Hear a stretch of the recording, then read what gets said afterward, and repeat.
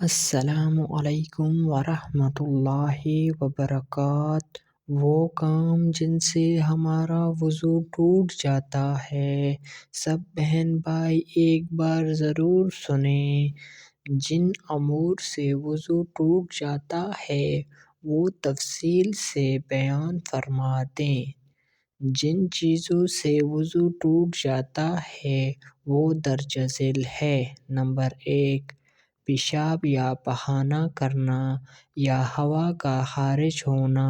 ارشاد باری تعالیٰ ہے، او جاء احد منکم من غائط، یا تم میں سے کوئی قضائے حاجت سے آیا ہو۔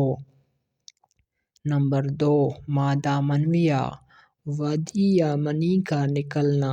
سیدنا ابن عباس رضی اللہ عنہما بیان کرتے ہیں کہ منی سے غسل کیا جائے گا۔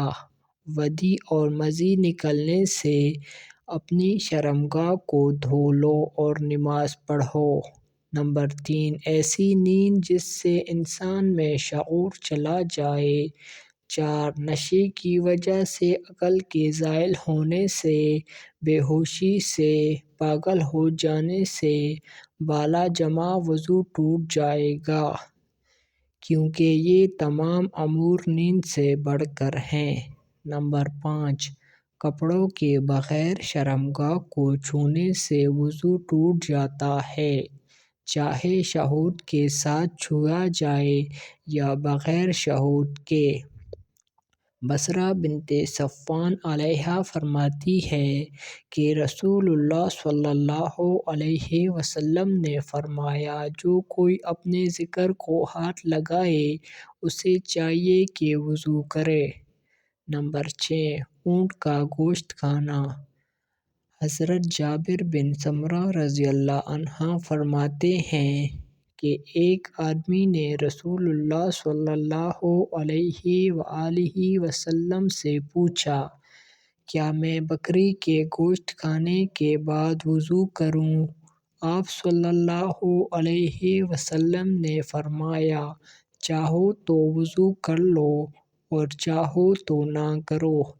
اس نے کہا، اونٹ کے گوشت سے وضو کروں؟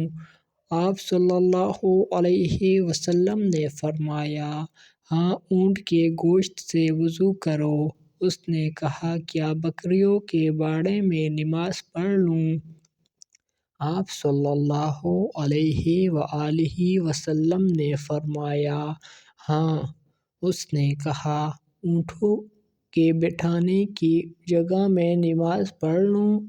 آپ صلی اللہ علیہ وسلم نے فرمایا، نہیں۔ دوستو، یہ تھی ہماری آج کی ویڈیو۔ امید کرتا ہوں کہ آپ کو پسند آئی ہوگی۔ چلو اب ملتے ہیں ایک اور نیو ویڈیو میں، تب تک کے لیے اللہ حافظ۔